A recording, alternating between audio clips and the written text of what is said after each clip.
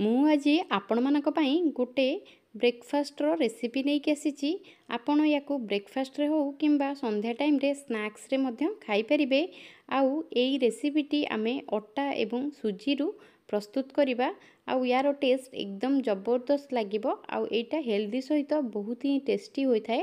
ଆପଣ ଚାହିଁଲେ ପିଲାଙ୍କ ଟିଫିନରେ ମଧ୍ୟ ୟାକୁ ଦେଇପାରିବେ ବା ଆପଣଙ୍କ ଘରକୁ ଯଦି କିଏ ଗେଷ୍ଟ ଆସୁଛନ୍ତି ତାଙ୍କୁ ମଧ୍ୟ ସର୍ଭ କରିପାରିବେ। ଆପଣ ସମସ୍ତଙ୍କୁ ମୋ channel bake and cook by ସିନୁକୁ ଅନେକ ଅନେକ ସ୍ୱାଗତ। ଯଦି ଆପଣମାନେ ମୋ ଚ୍ୟାନେଲରେ ନୂଆ ଅଛନ୍ତି ଦୟାକରିକି ମୋ ଚ୍ୟାନେଲଟିକୁ ସବସ୍କ୍ରାଇବ୍ କରି ନିଅନ୍ତୁ ଓ ପାଖରେ ଥିବା ବେଲ୍ ଆଇକନ୍ ବଟନଟିକୁ ପ୍ରେସ୍ କରନ୍ତୁ। ତାହେଲେ ଆଗକୁ ଆପଣଙ୍କୁ ମୋର ନ୍ୟୁ ଭିଡ଼ିଓର ନୋଟିଫିକେସନ୍ ମିଳିଯିବ। ତାହେଲେ ଚାଲନ୍ତୁ ଜମା ଡେରି ନ କରିକି ଆମେ এই ରେସିପିଟିକୁ ବନେଇବା ଷ୍ଟାର୍ଟ କରିବା। ଦେଖନ୍ତୁ ଏଠି ମୁଁ ଗୋଟେ କଣ୍ଟେନର ନେଇଛି ବା ଜାଗା ନେଇଛି, ତା ଦେହରେ ମୁଁ नॉर्मल अटा गोटे कप आउ 1/4 कप्र सुजी दे देछि। आउ किछि लुण मध्य आमे ऐड करदबा। आउ लुण देला परे आमे आको जेमती हमर अटारू रुटी करबा पई आमे डो प्रस्तुत करू बा अटा चकटा प्रस्तुत करूँ से भाया भाव आम या चकटिकी रेडी कर नवा। आउ आम या नरम करके चकटिबा। बर्तमान देखंतु मुझे चकटी देछि। आउ तापर आम कौन करवा ना हाथ साहाय्य या भल भाव मसलिकी नहीं जावा। देखंतु मुझे देखूँ यहाँ केते नरम अच्छी। आउ अल्प किछि हल्का रिफाइंड ऑयल हाथ में स्प्रेड करके भाया भाव अटा को आउ टिके समय आम एमती मसलिकी नहीं नवा। तापर आम कौन करवा ना रेस्ट करने 10 मिनिट घोड़े छाड़ीदबा। से भितर आम ये पूरा प्रस्तुत करवा स्टफिंग दवापाई। तो देखो ये मु 2 चामच रिफाइंड ऑयल गोटे नॉनस्टिक पैन में दे दीची। तापर मुझे आधा चामच जीरा मध्य दे दीची। आ जीरा टी क्रैक हो गला परे मुझे गोटे बड़ साइज्र पियाज को ये भाव छोट छोट कर काटिक रखी ताकू मध्य मुझे दे दीची। आ देला परे आम या ट्रांसपेरेंट हैला जाए भाजिकी नहीं नवा। तापर देखंतु एटी वर्तमान ट्रांसपेरेंट हो आसलानी। तो आम ये गोटे आलू को माने बड़ साइज्र आलू को ये भाव छोट छोट करके काटिकी एठी देदबा। आउ देला परे आम या गोटे थर एपट सेपट करके भाजिकी नहीं नवा। तापरे आम ये किछि गुंड मसला ऐड करबा। मु एठी देखंतु अल्प किछि हल्दी गुंड, अल्प किछि लंका गुंड एवं अल्प किछि आम जीरा गुंड एवं अल्प किछि धनिया गुंड मध्य आम एठी देदबा। आपण चाहिए जेकोसी करी पाउडर मध्य आपण एठी देई पारंती। आ देला परे आम या भल भाव मिक्स करके नहीं नवा। मुझे जस्ट बेसिक मसला गुंड ही ऐड करिछि। आउ आमे लुण टिके परे ही दबा। तापर आमे कोन करबा ना एठी ग्रीन मटर मुझे दे देछि। आउ ग्रीन मटर देला परे आमे याको घोड़ेई छाड़ी दबा। घोड़ेई छाड़ला परे आमे यार लिड टी काढ़ी नहीं नवा पाखापाखि 3 ରୁ 4 मिनिट परे। तापर आमे याको गोटे थर ए भला भाव मिक्स करिकरी नहीं नवा। मिक्स करके नेला परे आमे कौन करबा ना को आउ थे टिके समय घोड़े की छाड़िबा। देखंतु एबे हमरो एटी अधा अधी भजा हो गलानी। तो आमे एबे लुण ऐड करि नबा। तो प्रथम रु लुण ऐड करथिले यार पानी बाहर जाइथांता, स्टफिंगटा ढिला हो जाइथांता।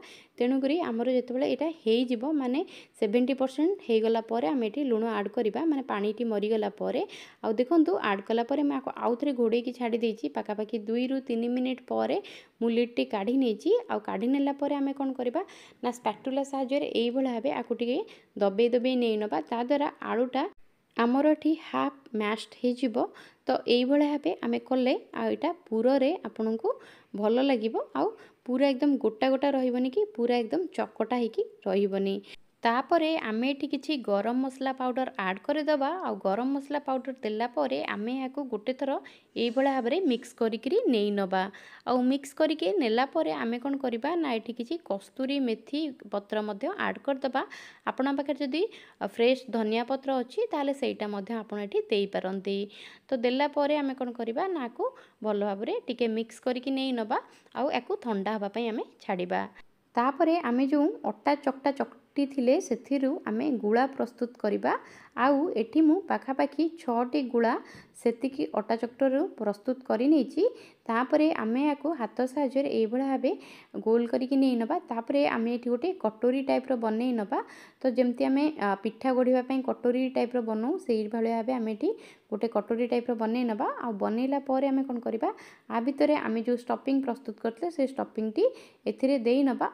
आउ स्टफिंग देला परे आमे कोन करबा ना को भल भाबरे ए भला भाबरे मोड़ीकरी नहीं नबा। माने आमे जेमती पिठा गढू सेही भला भाबे आमे को गढ़ी नहीं नबा तापर आमे कौन करवा ना आपको टिके चापिकी हाथ साहाय्य चापिदबा जमी कचोरी स्टाइल आमर यहाँ हो आम से भाया भाव या चापिकी नहीं नबा।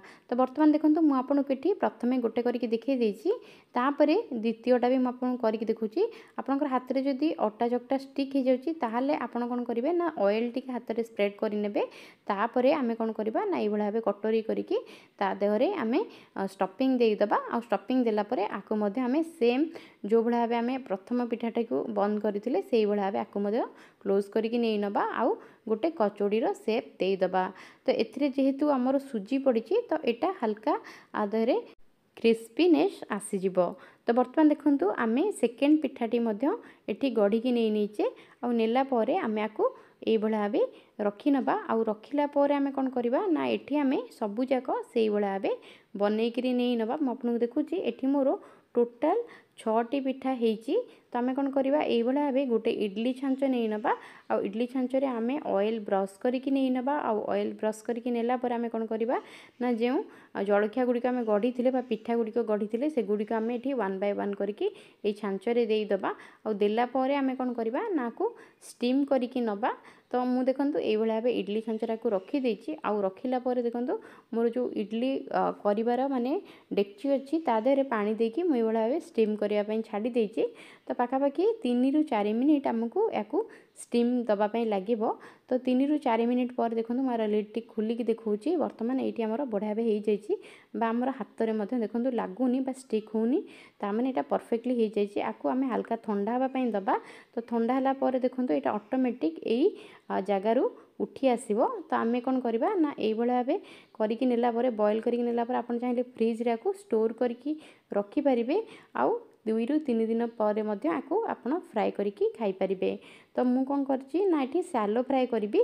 तो टिके हेल्दी वे रे बनैबा आप चाहिए आपको डीप फ्राए करेंगे। मुझे किसी मस्टर्ड देला परे किसी मु पोस्त ये दे देछि जदि आपन पाखे पोस्त बदल रे धड़ा राशि अच्छी सेटा आप दे पारती आउ देला परे आमे कौन करवा ना जो पिठा गुड़िक आम रखी ताको ये भाव आम 1 बाय 1 करके फ्राइंग पैन रे देदबा आउ देला परे ताको टिके हल्लैकरी नहीं नबा ता द्वारा जो आम सब देचे मस्टर्ड आउ पप्पी सीड्स से गुड़िक आदि बढ़िया भाव स्टिक हो। एबे देखंतु गोटे पट साइड मोर एटी फ्राए ही आसलानी तापरे मु नेक्स्ट पट को फ्लिप करी नउची आउ आकु मध्य आमे क्रिप्सी हैला जाए आमे आकु फ्राए करने दबा।